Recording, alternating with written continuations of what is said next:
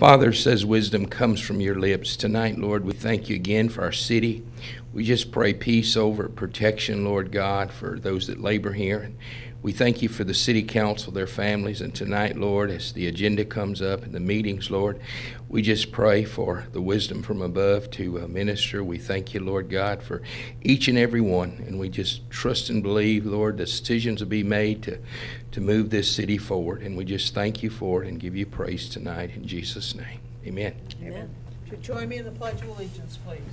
I pledge allegiance to the flag of the United States of America and to the republic for which it stands, one nation, under God, indivisible, with liberty and justice for all. Madam Clerk, yes, will ma'am. you call the roll? Yes, ma'am. Mayor Eloise Taylor. Here. Vice Mayor Bill Colombo. Here. Councilman Steve O'Neill. Here. Councilwoman Nancy Britton. Here. Councilman Terrence Rowe. Here. City Attorney Joseph Public. Here. And City Manager Tom O'Neill. Here. Okay. First item is, okay, let me get the right agenda. The first item is to approve the council minutes for the July 8, 2014 meeting. Do I have a motion to approve? Motion to approve. Is there a second? I see that somebody, Thomas Mariani, wants to speak with regard to the consent agenda.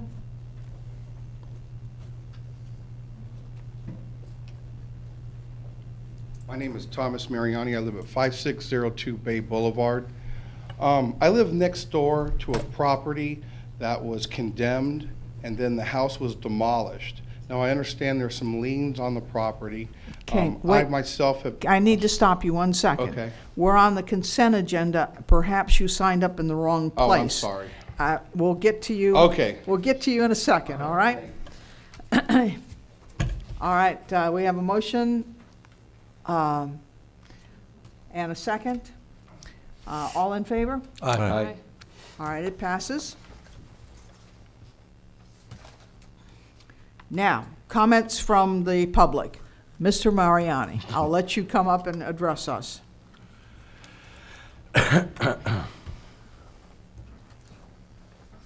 My name is Thomas Mariani. I live at 5602 Bay Boulevard. I live next door to a property that was condemned, and then the house was torn down, was demoed. And I understand that there's some liens on the property. I myself have been doing some maintaining the property just because I live next door to it. But I was wondering if the city had any plans to move on that. Will it, can you answer that, Mr.? Yes, we've had some discussions recently with the city attorney, and we may be bringing some information to you to see whether or not that you would elect to foreclose on this property. We cannot find the owner, and indeed the city has a demolition lien and maintenance liens on the property, so it's probably in the city's best interest to consider a foreclosure suit on the property. All right, thank you. Which is a long process. Ms. Sullivan. Mr. Brown.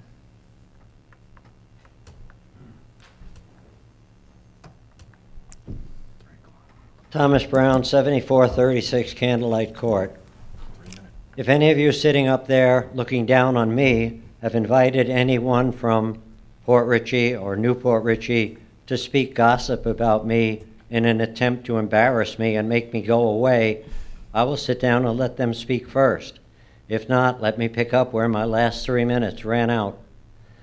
The 6-foot-tall vinyl fence that was erected in 2013 is approximately 15 feet further from the house than the previous fence that I am told blew down. I could not see or could hardly see the previous 6-foot-tall fence because it only ran from the northeast back corner of the house to the shed. If the new fence had been erected where the old one was, it would not obstruct my view of Lake Cox, and I would not object to that fence. Mrs. Sullivan claims to have pictures of the old fence. Look at them and agree to put the new fence where the old one was, and I will not complain about that fence.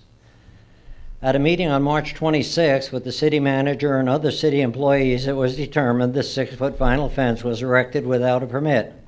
I asked, what does the city normally do when a resident erects a fence without getting a permit? Are they assessed a fine or penalty or have to take the fence down? I learned that in this case, the $40 permit fee was waived by the city manager, and the resident would be given 30 days to apply for a permit for the already erected fence. The next day, the resident was notified. The next day, the permit application was filed, and it seems strange that on the permit application, not on the permit to follow, it was written, 11 a.m. inspection, Monday, March 31st. The permit had not been issued, yet the inspection date and time were set. On the same day that the permit application was filed, a permit was issued. For job description on the permit, it only stated southeast side of home, approximately 10 panels, must follow code and ordinances. No lot plan was provided, no description of the fence material was provided, no height of the fence was provided, no length of the fence was provided. The fence violated the following ordinances. It was 6 foot tall, it was not chain link or decorative wrought iron, it obstructed adjacent neighbors' views of the lake. It was erected in a recorded easement, and although I can't find an ordinance that prohibits a resident from extending his or her fence into a lake, there should be one for safety concerns of those on the lake. It would seem unusual for a permitted job to be inspected on the next business day after the permit was issued. On the inspection sheet, for the 6-foot fence, where city ordinance would only allow a 4-foot fence, the word pass was written. Why have code enforcement, a city manager, or a city council when they condone or ignore violations of city ordinances? Thank you, sir. Pastor Lord. Thank you, ma'am. I apologize for not being around as much as asked by the chief where I've been. They've just had me busy and out in different meetings. But I did again want to thank the city for your support and all you do, and share with you that our backpack giveaway is coming up. It should be a much better one this year. The Salvation Army is going to join us. They're going to bring their canteen and furnish the drinks and the chips and so forth. And also the Christian Motorcycle Association will be there. They'll be giving out coloring books and sharing with the people. And so just want to let you all know it will be Saturday, August 9th. Everything seems in order.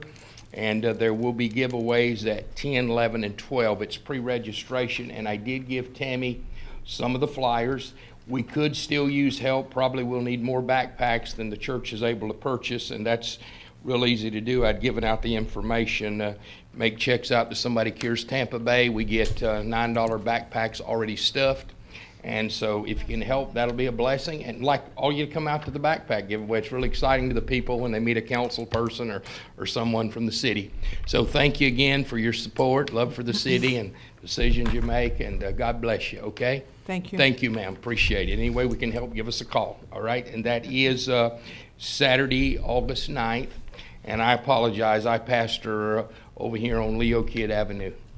So God bless you. Thank you. All right. Any announcements, Mr. O'Neill? Yes, thank you. I wanted to make the council aware that Chief Gabbard and I appeared at the Dade City City Commission meeting earlier today at 5:30, and we presented a plaque of appreciation for assistance that was provided by the Dade City PD to help the Port Richey PD inventory and catalog its evidence. And they did a fine job in providing that mutual aid and assistance, and we thanked them at the meeting and presented a plaque of appreciation. Mr. Pablo? Nothing this evening, Mayor. Okay. Comments from council? Let me start it off. Mr. Pavlik, what's the status of your report regarding the fence issue on Candlelight? I've got the majority of the research done. I just need to transcribe my handwritten notes into a written memorandum for council. I should have it ready to council before the next council meeting. Okay, anybody else?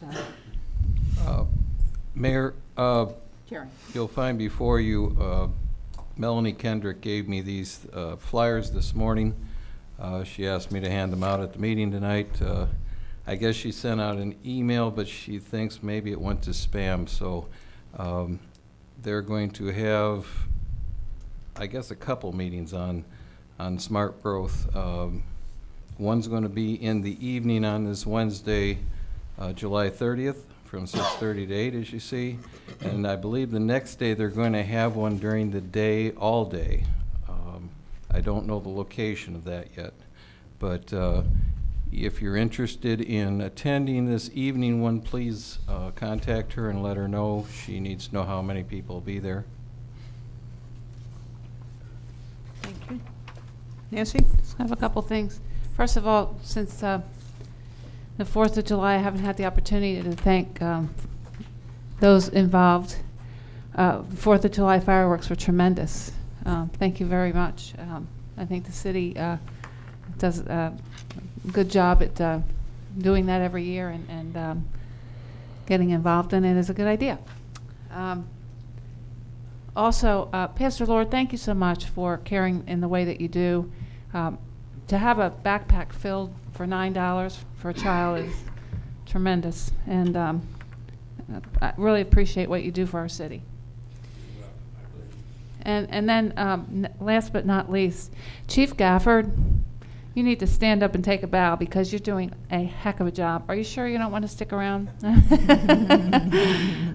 You know, he's involved in all kinds of things. We've, you know, been talking and meeting and whatnot in the community to try and find out ways that we can not only clean up the streets but help the people that are out there. You know, you're doing a great job, and I really appreciate the time that you're spending, and you know, just like getting all our inventory straight, and I know that the morale in the police department is tremendous. They all very much respect you and enjoy working with you. Anyone else before we move on? Okay. Then we're going to move on to the consent agenda. Do I have a motion to approve? Motion to approve. Is there a second? I'll second. Any discussion? I think we just did, didn't we approve this? Hmm? Didn't we approve the consent? No, we didn't. That was when the mayor was talking about the minutes. She used the word consent agenda. Yeah, I'm sorry. Yeah, That was my faux pas. All right, we have a motion and a second. All in favor? Aye. Aye. I'm not the only one cracking up around here. Makes me feel good. It's been a Mayor. long, hot day, you know? Moving on to item 2, the proposed millage rate. It is that season of the year when governments must turn their attention to the budgets and the revenue. And so we have before us proposed millage rate. Mr. O'Neill. Yes, thank you. As you mentioned, it is that time of year. The staff has been working since March on development of the budget. Typically, that work occurs by all department heads and the finance staff, Finance Director Pam Ziegler and Aaron Applegate, and I hold detailed meetings with all department heads to define exactly what the requests are. And we develop a recommended draft budget. That budget in draft form has been prepared and will be distributed very soon to you for your review. I wanted to mention a couple things with regard to the tentative millage rate. We're required to set this within 30 days of certification of the property values. That occurred on June 30. Our budget and ad valorem budget revenue was prepared with the millage rate of 5.3448. Our draft budget is based on that rate. I wanted to mention that the council in the recent past has set the tentative millage rate 1 mil higher than the rate that we develop early on as a draft budget. You as a council can always lower that. However, you cannot adopt a millage rate, a final millage rate that is higher than your tentative rate. As I mentioned, the draft budget is being prepared based on the lowered millage rate of 5.4348. That is your current millage rate. However, I want you to know and be fully advised that we've got some reductions that will be recommended and actually reduced as a part of the recommended CRA budget. When you discuss this in work session, which you may wish to schedule tonight, we can go over those in detail, and the ones that you decide that you want to do differently, that can certainly be talked about, and we can tell you ways that that can be accommodated. The meetings in August are on the 12th and the 26th, and you may decide to hold a council work session on the budget in between that on a Tuesday, which would be the 21st, I believe, and where we can go over all of the line items and divisional and department budgets that are recommended as a part of that. So with that, once again, the draft budget that we have at this point is balanced, and it's based on a millage rate of 5.4348. That is your current rate, and you may wish to talk about that and set a rate which is higher at your discretion. All right. What's your pleasure on setting a work session? First, that's the easiest probably thing to deal with. It's been good in the past when we have questions, and I think probably we might as well go ahead and think about setting that for the 21st. Yeah, is that what you said, Tom? 21st? Yeah, that's between the first and second meeting. Yeah, that'd be fine. I have no problem with that, and I think that's a good idea. Okay. What day is that, the 21st? It'd be a Tuesday. Be a Tuesday, okay. Is it possible to do it the same week as the council meeting?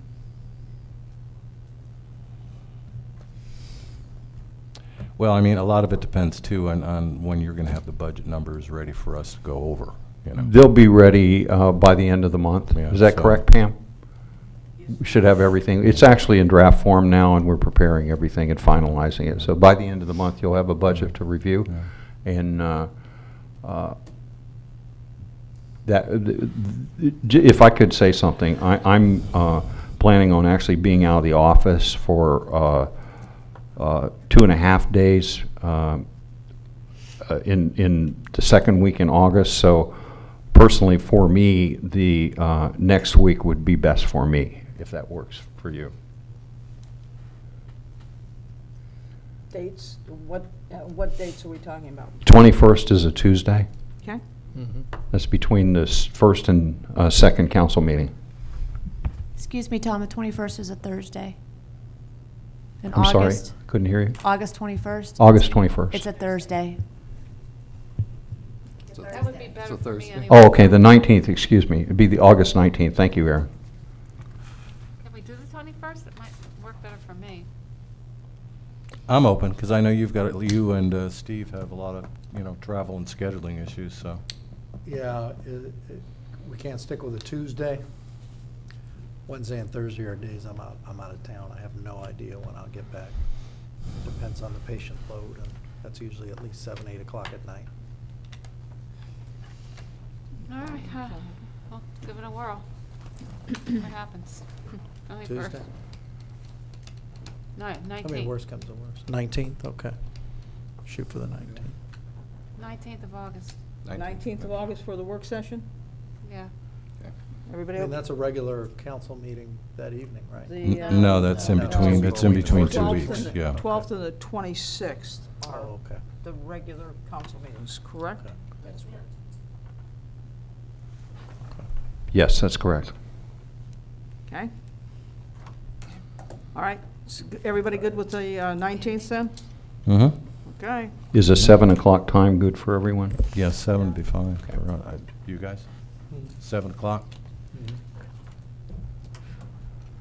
All right. Now to the millage rate. I'll open it for discussion before we have any entertain any motions. Well, we've done 1 point over year after year, and it works fine. It's not the rate we ever settle on, but it gives us a little wiggle room in case there's some issues down the line that are unforeseen right now. I'm assuming we're going to come in very close to where we are right now, if not at it, from my opinion. But 1 over at this point, I think, is a wise thing to do. That's 1 over the Yeah, one over the existing. So you're saying 6.4348. 6.4348. Right. Yes. Okay. Yeah, I mean, I would say traditionally we've gone with the 1. However, I'll disagree with Bill with that traditionally we've gone back. I'll ask that the rest of the council really look at the numbers when they're presented, because if what I think is going to happen then is you'll realize that there are going to be some exclusions. The expenses will outweigh those revenues. We will be giving up some plans such as the paint fix-up, etc. I just think this time we set it there, we ought to stick to it. Newport Richey now is above 9. You know, we've talked about weaning ourselves off the CRA. We're not doing it by keep going back to the rollback rate. And look, you know, I know there are elections, I know there's a lot of other things, but, you know, I think really you have to look at it that it's not business as usual this time, folks. It's going to be different. I've sat up here for a while, and year after year now I've seen us stick with the rollback rate. We're just kidding ourselves. Sooner or later, that CRA is gone. And when it is, a whole lot of $700,000+ is gone with it. So if we're going to stick with the 6.43, I think, to be honest with you, I think we're being generous, just going up a point. You know, you've got surrounding cities going up more than that. I think it's still a great bargain in this city based on what we're offering. We've got a full staff. And we've got folks that work real hard here. But again, I think when we really start digging into the numbers this time, it's going to be obvious. Anybody else? One of the hardest things to consider and do as a council is, of course, to address the tax rate. Because I don't know any volunteers out there that want to pay more taxes. It's a very hard concept to get people to come to.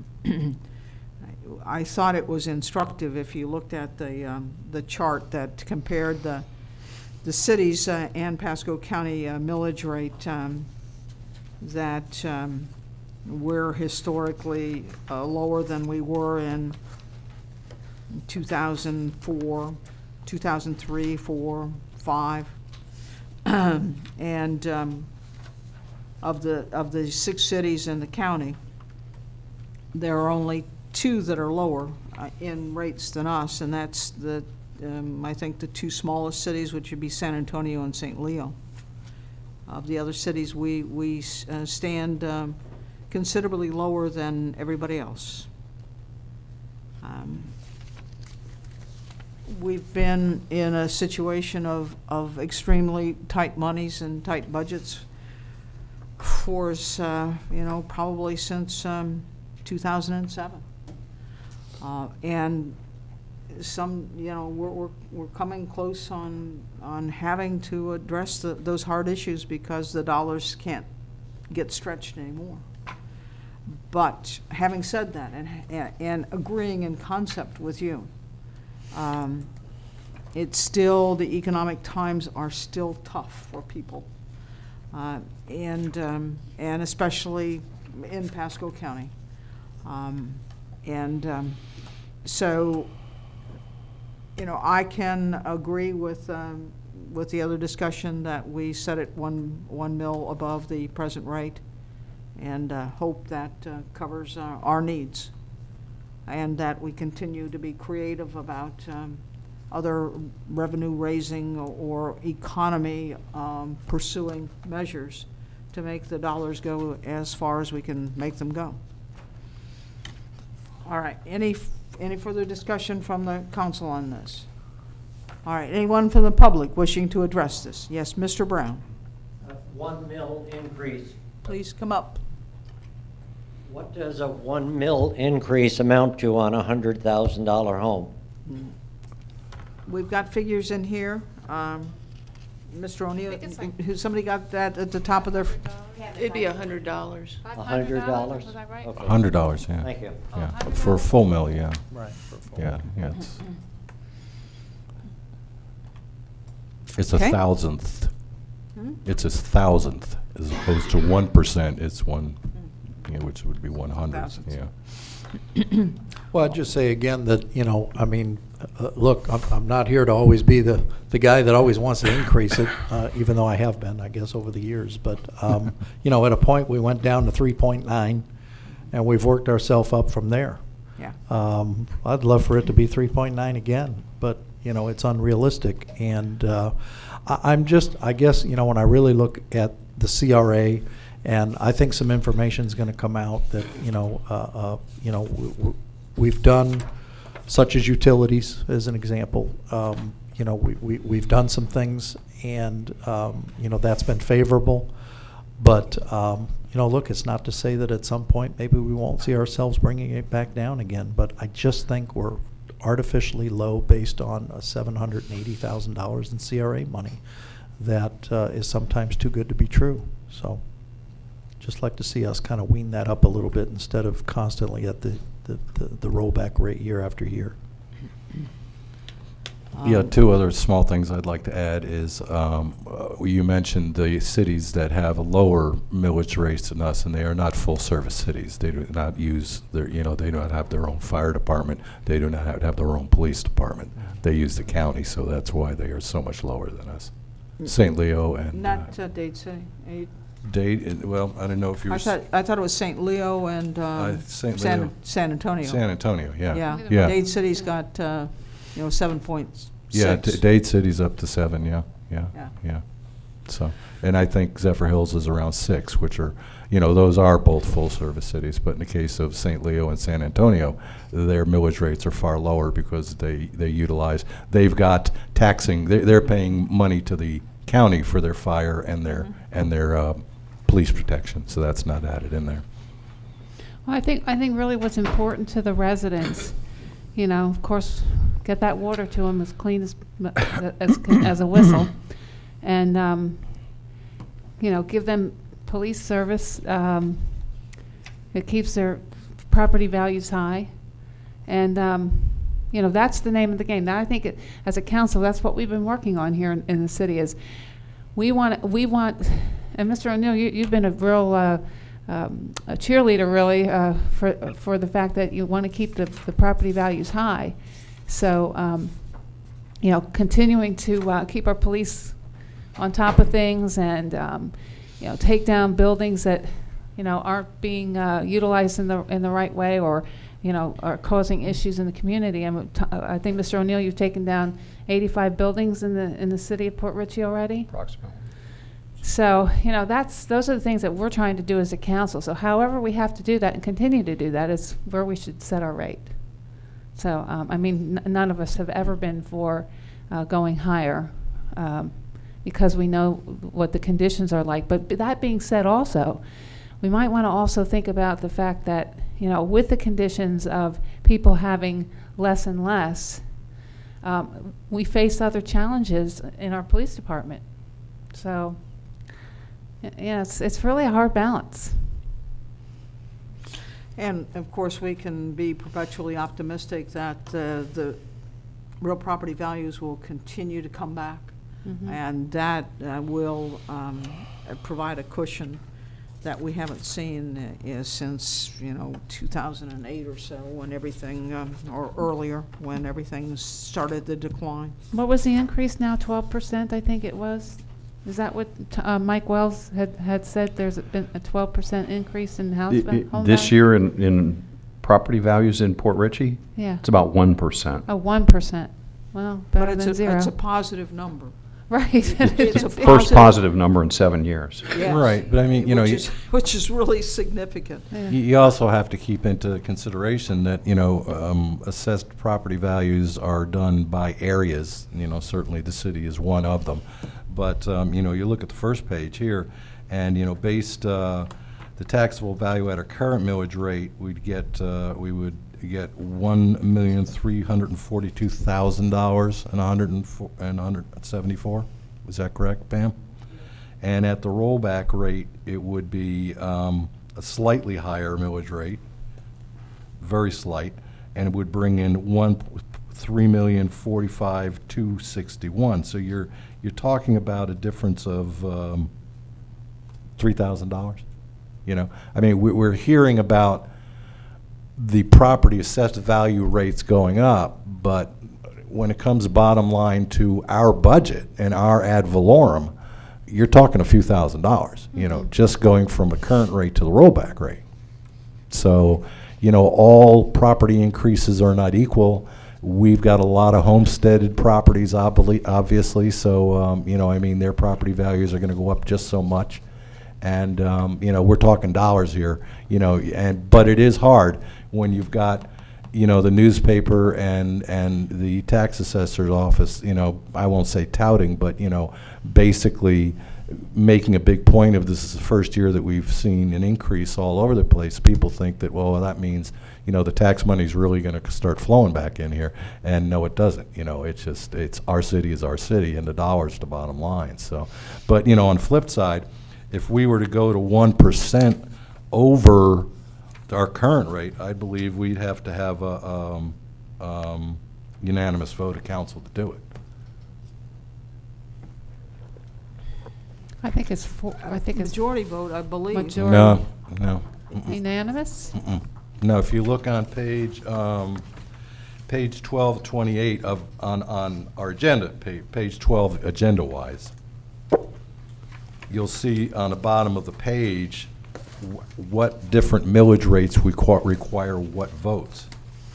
The maximum vote of a majority is 5.6188. Am I correct, Pam? That's correct. 561, okay. And then you get up to 6.1807, which requires a 2/3 vote, which in a 5-member body requires 4 out of 5. And anything goes beyond that is unanimous. So I mean, that's to keep in mind. You know, if we were looking to go for a full mill over where we're at, every single one of us would have to agree with that. Unless you set it at two over mill. What's that? Unless you set it at 2 over. Well, I think once you go to unanimous, you can go to almost anything up to the maximum 10, isn't it, Joe? Yes. You're correct. Yeah. If you get unanimous. Yeah. Once you go over that 6.1807, you can go all the way up to the state maximum, which is 10. And then, you know, once our world's economy hits the point where 10 doesn't do it for us anymore, the legislature's going to have to take some action because there's nothing we can do about it. Just remind everyone that historically we have gone 1 mil over as a cushion, not as a commitment necessarily to the bottom line. And additionally, it gives us the opportunity to look at the real figures and the line items to make a determination of where we want to finally set it. So this isn't even though it takes all of us, you know, to vote together, this isn't the final decision. Right. And it just allows some flexibility in order to look at the facts and determine where we want to be in the end.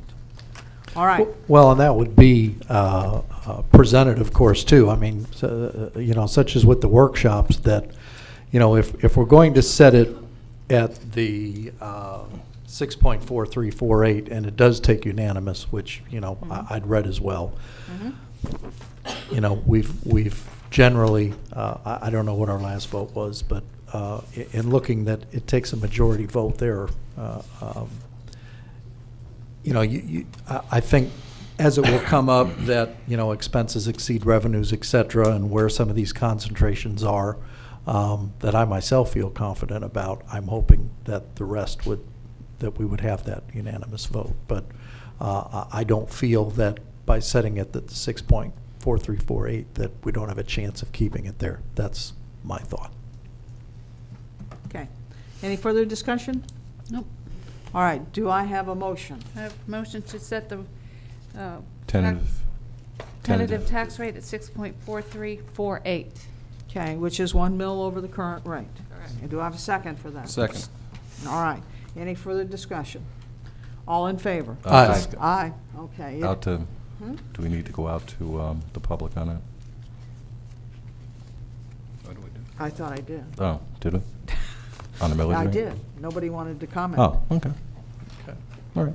I did. If that's the way they're going to be. I'm not sure that she did. All right. The motion passes then. Sure. Next. Did we vote? What? Did we vote? Yeah, we voted, but Okay. I mean, I'm not sure we did. You went out to the public? I went out to the public. Mr. Brown asked a question about what 1 mil would cause on a $100,000 Yeah. house. No, I just So, wasn't you know, sure. we're good. Okay. All right, the next item is discussion of Nix Park parking fees. Mr. O'Neill.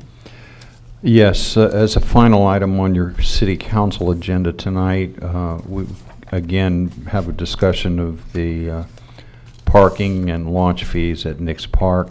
There was some additional information requested. I went on the internet and you'll see some documentation that was included and is in the packet on Anclote River Park, Rogers Park in Hernando County, and several Pinellas County facilities. Generally, they're $5 and sometimes an additional charge of $1 just for a boat trailer that would be parked there. So the information is provided for your review. I also once again included the Honor Box system and the more sophisticated ATM system on there for review, and it's up to the council to see which way it wants to proceed and whether or not you want to implement a parking fee at Nix Park. Okay, discussion. Well, I know one thing we didn't talk about in some of the information that you gave us too. There were annual passes referenced, you know, that some areas had. But I don't know, my vibe of the whole thing, and I think Bill commented on this too, that you know, in weighing the two options, you had, you know, one that would accept the debit cards was like $17,000. I think everybody pretty much frowned at that one. When we talked about the honor system, that was just under $2,000. The vice mayor noted that you know, with only 33 spots, you know, the math didn't work out. So I mean, just you know, the other point was just the cost of a boat launch itself, and I was just looking in here to see, yeah, boat launch would be X dollars. So you know, while there were some other things pointed out, you know, it really seemed like with a limited number of spots that, you know, this you know, although it's been something I've been in favor of for quite some time, it just isn't enough spots there, I would think, overall to, you know, to cover it. I don't know what else to say about it. Well, 33 spots at $5 a spot. We got $165 for every time somebody parks there. You got high use on weekends. High use, but not for parking. I mean, a lot of the places get into a parking spot. Every one and of they're those there spots is every going to day. be full. But it's going to stay full for the day. It's not It like may people be. are pulling It in and may out. be. And it may They be drop that in the we morning get and come out in the evening. $150 a day. Yeah. That's $300 a weekend. Yeah. 52 week, you know? It's revenue. It'll take a while to get the capital investment back. But you know, there may be some changes in Nix Park and configuration and use, and as we're going forward, it is something I think we ought to consider. But it's, you know, it's up to the rest of you. Why don't we just put a mailbox that's locked over there? People put some, I mean, really, these prices are insane. I mean, really, I mean, all this money for collection of $150 a day, I mean, I don't know. That's only the weekends. It gets used every day, especially in the summer.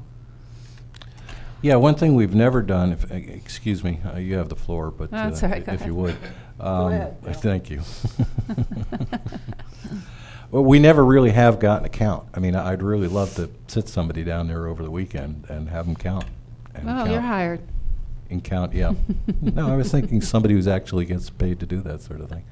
Like one of our guys who wants to hang Don't out. need a volunteer, that's Hang what out, we but need. hang out by the sun and still Yeah. get paid. That's not too bad a gig, but to actually get a count of boats that are going in and out of there, especially on the weekends, I sure as heck would like to know that.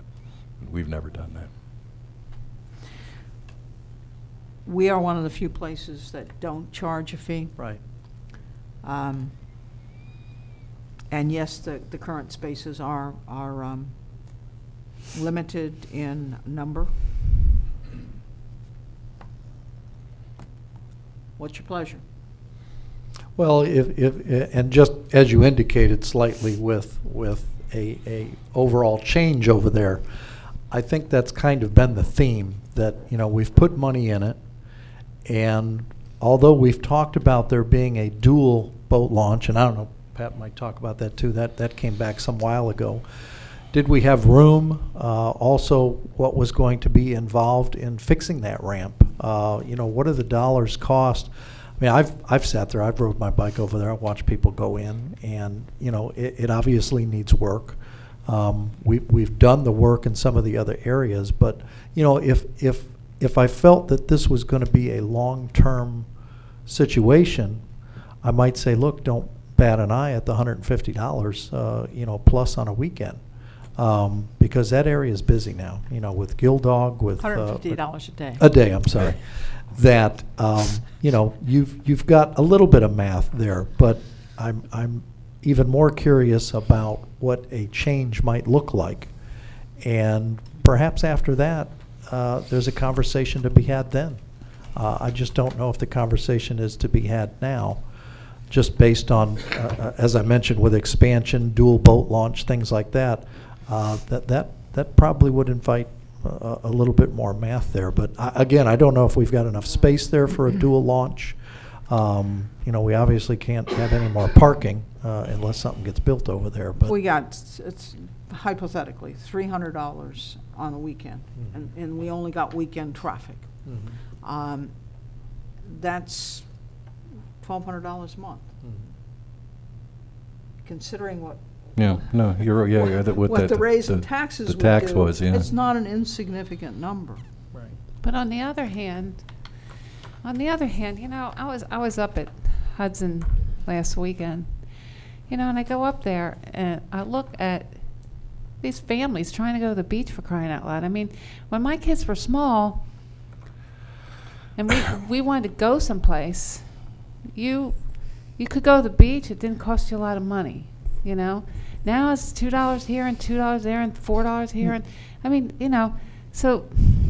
Nancy, this is not the beach. This is people who are launching boats. I understand that, but sometimes, you know, I mean, when I was younger, you know, we had a small boat, and we'd take our family out in the boat. It was, you know, it was our little, you know, we didn't take vacations. We didn't have the money to take vacations, so we just, you know, did we have a boat? Yeah, we had a small boat that we took out and did things with our children. You know, fortunately, I didn't have to use the ramp, but I don't know. So I'm just throwing that out there because I just see, like, every time people turn around, people aren't getting raises. People, you know, have to open up their pockets every day of the week, and I just don't know how significant the amount of money is that it's going to make that big of a difference to the city of Port Richey. I don't know. Yeah, just a thought. Well, I mean, the other direction I go to, and Nancy, you've probably been around here longer than a lot of us sitting up here, or a lot of us sitting around here too, is that, you know, I don't know how that park was used when it was first, the use of it as a park was donated us to by the Knicks. And I'm assuming it was intended as a park. and not a major boat launching operation, which is what it's evolved into over the years.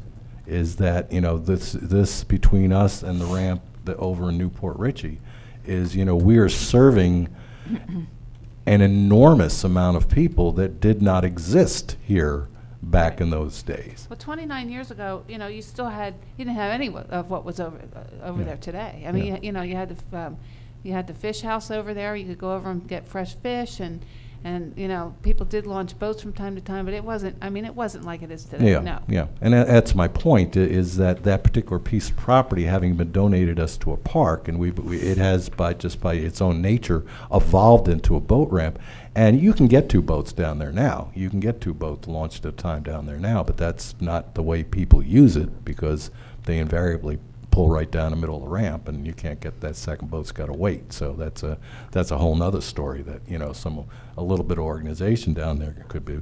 But, you know, it is Nick's Park. It's not Nick's boat ramp. So I mean, that's part of my problem too, is that, you know, it's almost another case where, you know, we're servicing, you know, there's no way to figure it out, of course, even with somebody standing down there, unless they asked everybody who backed up, where do you live?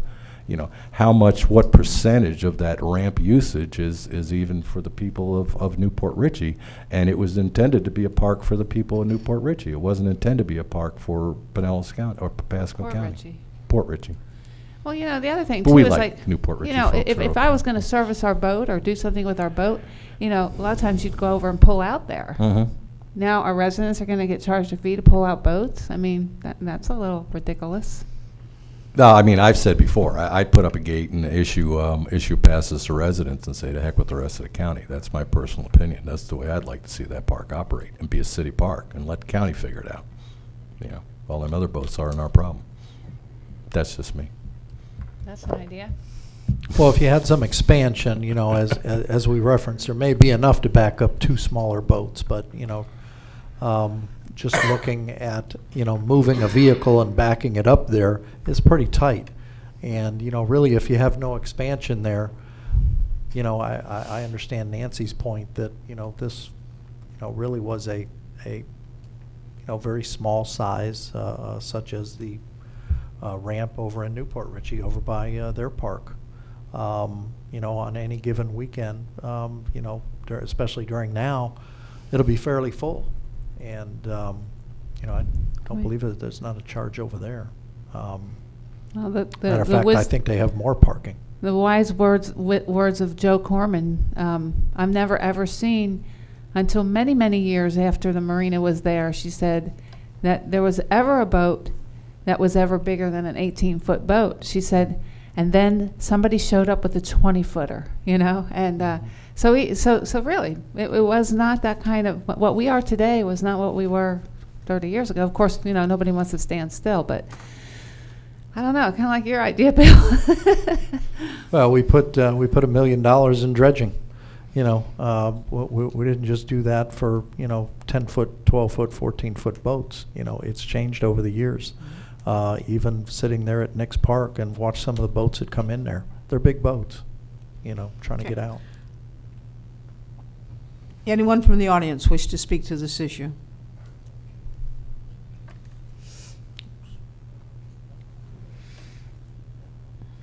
Thomas Mariani from 5602 Bay Boulevard. I'd just like to say, you know, I know that the city residents use the Nick's Park, but I know there's a lot of county people that come in, and we have to pay for the wear and tear and the maintenance and the upkeep. So I feel that there should be some type of, you know, charge. Thank you. Anyone else? All right, seeing none, bring it back to council. Any further comments before we address this issue? Well, I think it was always, I think, a hope of a lot of people that we could charge the out-of-towners, and that our citizens who paid the taxes to maintain the park would be able to use it for free. And that just didn't happen because of a legality issue. So now we have to charge everyone. So now the citizens of the city, if they want to launch a boat, if we put this in, would not only be paying taxes to maintain the park, but now they're going to have to pay to use the boat ramp on top of it. So they're doing double duty. And then but we You know, we don't have can't- any good handle on what that percentage is. I mean, that's part of our quandary here. That and, you know, we definitely don't want to put that kind of money into a pay toll box that would be $17,000 or something. But on the flip side, if we do the honor system, then I think I mentioned this last meeting, we have a problem with enforcement. Then we have to have someone that's going to go down there, empty the box, and we're going to have to occasionally write some tickets when they don't pay, or it's not going to be adhered to. So those problems exist too. So for the amount of parking we have down there, unless there's expansion, I just don't, I mean, I'd like the idea of getting a few dollars to maintain that park with, but I think the logistics are going to be, they're going to outweigh the benefits. Well, we talked about the credit card thing, and just going back, I was thinking about it as Terry was speaking. You know, you can go to a few different restaurants now, and you'll swipe your card right at the table. You know, there's a little gadget right there, and I think even Chili's has it in some other places Square. now. And, you know, you've got iPads that have the little connector on it that they're swiping as well. So I'm not sure that I put much into the $17,000 figure. I would probably challenge our IT guys to look a little bit and come back to us and say, yeah, wait a minute, you know, there's some other things out there as well that are much cheaper than $17,000. For all I know, I understand that these are technical devices, but you know, it was just a thought as you mentioned that, because it still seems like it's awful high when, you know, I've seen other devices and they appear to be much cheaper. But anyway. First of all, before we can even make a decision on this, we ought to know how many dollars we're talking. We're not sitting up here guessing about, well, there are 33 spots and how many people are coming in there on the weekend. Until we know that figure, we shouldn't even begin to even vote on this. Two, have we even gone to the county and said to the county, look, we really want to do some things to make this park better for everybody, you know, and discuss it with the county and see if they will help us in some way to maintain. Last county guy I talked to said he'd like us to put a 10-ramp launch in Waterfront Park. I said, I'll bet you would, I said. Well, that we can't do. That's not part of what the park is all about. Exactly right. We can't. We can't put one in there. I mean, it's Yeah. by our agreement with the state, and I explained that to him also. Well, no, I mean, if you approach the county and say, look, you know, we're considering a payment system, you know, blah, blah, blah, blah, blah, and get some feedback from that. Mr. O'Neill, you don't look too excited about that idea. You don't think we're going to get any cooperation on that, huh? Or would that be something that you feel as though we can approach them? I certainly could ask. I wouldn't get your hopes up. Right. Well, and again, what are the long-term, you know, plans for that? You know, if there's really not much in the way of expansion, we fixed a couple potholes over there. I know, you know, Pat could speak to this. You know, there has been dollars spent. Matter of fact, considerable when we think of the seawall. Whether there were grants, et cetera, going back a little bit, but money has been put forward there. But you know, how much more would really have to be put there if it's going to serve the same purpose? You know, there were, you know, discussions that maybe that park is going to change. You know, what's it changed to, and versus something else. You know, again, just looking at the overall cost of you know, fixing that up some. You know, that's added as well. And if we wanted to get the county involved, we might want to discuss calling it Sun West South.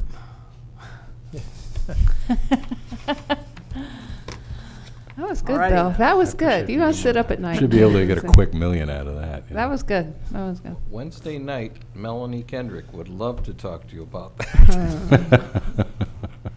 All right, any further comment? You know, you all know where I stand. I think it's worthwhile. Well, Tom, can we do some sort of count down there? Get some sort of a sense of the traffic we've got, both traffic and car, you know, car trailer combo traffic coming and going, just so we know what we're talking about? Yes. If even just like on the weekend? We have in the past borrowed some traffic counters, and I can see that being put in there. We can get an idea on the number of vehicles and take a 7-day count there. Okay, I think that'd be a good idea. And we can do it for free. Well, I'm with you now. I move we do the free thing. So we want to bring this back for more information and call it a day? Yeah, and if really, I think if the IT guys might be able to come up with something else, might be a good idea. I mean, I'm all about, if we're going to do like an honor system, let's go to Home Depot, get an iron box, put it out there. I mean, $17,000, that's insane. So. Well, that could be an added, have IT, I mean, what is out there, like I say, when you could sit somewhere and swipe your card at your table and, leave your tip and go.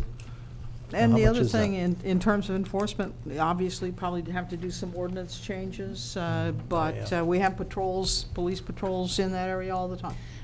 Yeah, one more other side is that the people that are coming over there and using that on a regular basis, and they see that maybe we make the decision to charge. They may be really looking forward to that because now that we're charging, if we can do improvements, it'll make it coming in and out of there easier. But until we know what the numbers really are, I don't want to go forward. Okay. All right. That brings us to the end of the agenda. Is there anything else anybody else wants to add before we adjourn? Just a quick question. Tom, I know we sent out a letter to the county on Orange Grove Road. Have we heard anything back on that? No, not yet. We sent out a letter and the resolution that was passed at the prior meeting to all county commissioners, the clerk of the circuit court, and the county administrator's office. I haven't talked with either the county administrator or any county commissioner yet on it. All right, if there's nothing further, we stand adjourned. And remember that we are going to reconvene the meeting of the Community Redevelopment Agency just after this meeting. And so we'll have a brief recess and then reconvene. Thank you.